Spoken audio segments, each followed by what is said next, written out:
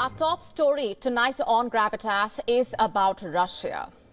Days ago, when Russia fired its new experimental hypersonic missile into Ukraine for the first time, President Putin also issued a warning to Ukraine's backers. He told them to back off. And by them, I mean Britain. He warned that the weapon which has struck Ukraine is designed for a decisive strike on them. Putin may not have spelled out Britain's name specifically, but he clearly meant attacks on the US and the UK. We'll tell you why. Let's start off with the latest updates first. According to reports, a British man has been captured by Russian forces while fighting for Ukraine. In a video circulating online, which we cannot show you, a man dressed in military clothing identifies himself as James Scott Anderson. He says he formerly served in the British Army. In fact, Russian state news agency TASS reported a military source calling him a UK mercenary that had been taken prisoner in the Kursk area of Russia. Remember, that is the Russian region where Ukraine has held territory since launching a surprise offensive in August, or at least claims to have held territory. The British Foreign Office has said that it is supporting the family of a British man following reports of his detention in Russia. In fact, Anderson's father has told media outlets in Britain that he had begged him not to go to Ukraine. According to his father, reportedly, Anderson still went to Ukraine because he thought he was doing what was right. In the video, which was first posted on the messaging app Telegram, Anderson tells a man questioning him from behind a camera that he served as a private in the British Army. He says that he joined Ukraine's International Legion, which is a military unit basically made up of foreign volunteers, after losing his job and seeing reports on television about the war. Anderson was captured from Kursk, where Russia has moved about 50,000 of its troops along with North Korean soldiers, reportedly. And Russia has started taking back parts of Kursk, with Ukraine starting to take a beating. The way things stand today, Ukraine has lost over 40% of the territory it captured. Russian forces have mounted waves of counter-assaults. According to news agency Reuters, in fact, Ukraine's hold on Kursk region has been cut to 800 square kilometers from 1,376 at the start of the incursion in the month of August. But you see, Ukraine is not just taking a beating in Kursk. At home, it is struggling to keep hold as its front lines continue to crumble. Russian forces have reportedly made threatening advance in East Ukraine's Donetsk region. And as a result, Ukraine is trying to disrupt Russian supply lines with strikes deep inside Russia. How are they doing it? No points for guessing. Through long-range strikes enabled by the easing of curbs on the use of Western-supplied missiles. But here's the thing. Putin was not lying when he said that there was no counter for Russia's hypersonic missiles following Ukraine's firing of British-made long-range Storm Shadow missiles at military targets inside Russia. Russia responded by firing missiles and drones, including the new Oreshnik hypersonic missile at Dnipro. Ukraine claims to have intercepted some of the missiles, but the effort is proving expensive, to say the least. Ukraine had to use 32 Patriot missiles to counter Russia's hypersonic threats. Ukraine's use of British Shadow missiles against Russia has escalated tensions, making the UK, along with the US, legitimate targets for Russia. And following the firing of the Oreshnik missile, which was initially mistaken for an ICBM, remember, by Ukraine, Putin issued a warning and boasted about the situation. I'm quoting, "I recommend that the ruling elites of those countries that are hatching plans to use their military contingents against Russia seriously think about this."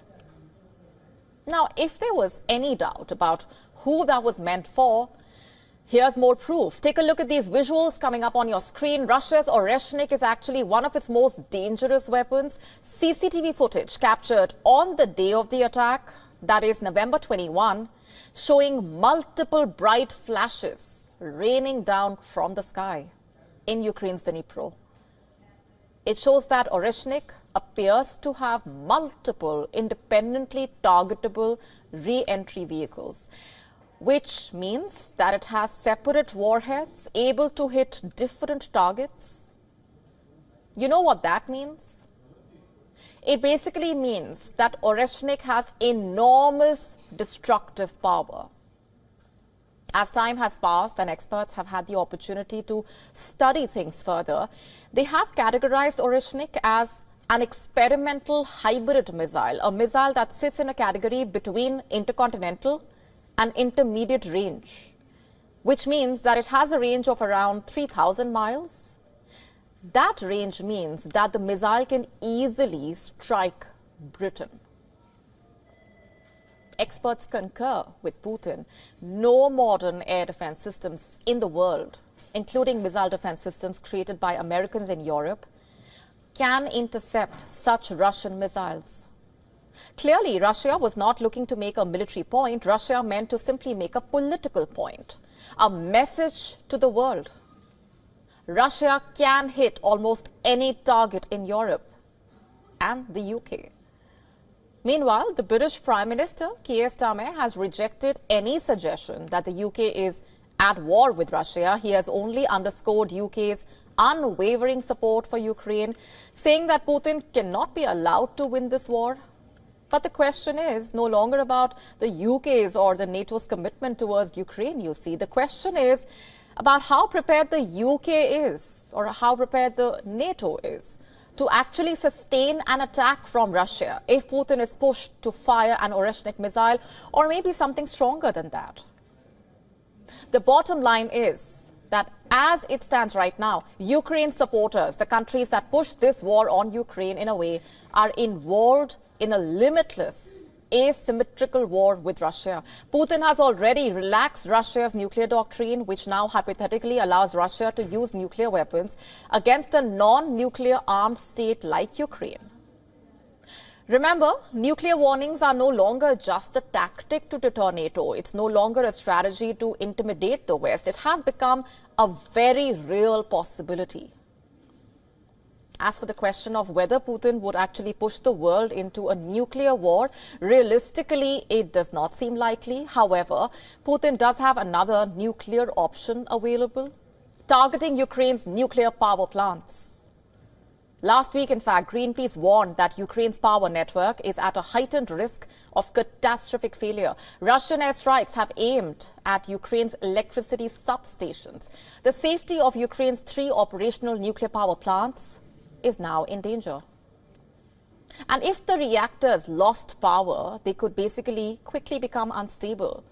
And what happens then, you ask? No points for guessing. Radiation leak. Even a second Chernobyl-like situation. Remember, in 1986, Ukraine was the site of the world's worst nuclear disaster. In fact, on Sunday, UN's nuclear watchdog, the IAEA, reported that main power lines from substations to the 3 nuclear power stations had been cut. The 3 plants, by the way, account for about 2/3 of Ukraine's electricity. And as a result, Ukraine has been facing a harsh, powerless winter. Hundreds of thousands of Ukrainians are spending up to 6 hours at a time in the dark, without heat, without light, and without running water. But Ukraine is freezing not just because of Russian strikes, but also because of corruption. Reports indicating that government corruption in Ukraine has stalled a secret project to protect the energy grid. According to The Times, Britain is secretly assisting Ukraine in constructing a concrete structure to safeguard its energy grid. In June this year, Mustafa Nayyem, head of an agency responsible for protecting critical infrastructure in Ukraine, resigned, citing government failures. Nayyem alleged that there were deliberate delays in funding for a $1.4 billion bunker project aimed at substations. He claimed that bribes were not paid to officials, leading to project halts. His replacement, Sergei Sukhomlin, indicated that contractors were seeking excessive profits and that contracts were being renegotiated to cut costs. Meanwhile, contractors are struggling to continue work due to the lack of government funds and have had to take out loans. Which then brings us back to the core issue as far as Ukraine is concerned: corruption. It remains a big barrier to Ukraine's accession into the European Union, after all. As a result, now Ukraine relies on basic protective measures. Advanced systems are provided by its Western partners. But as long as corruption remains a problem in Ukraine, forget about Russia. Ukraine will remain its own worst enemy. To stay up to speed with the latest news, download the WION app and subscribe to our YouTube channel.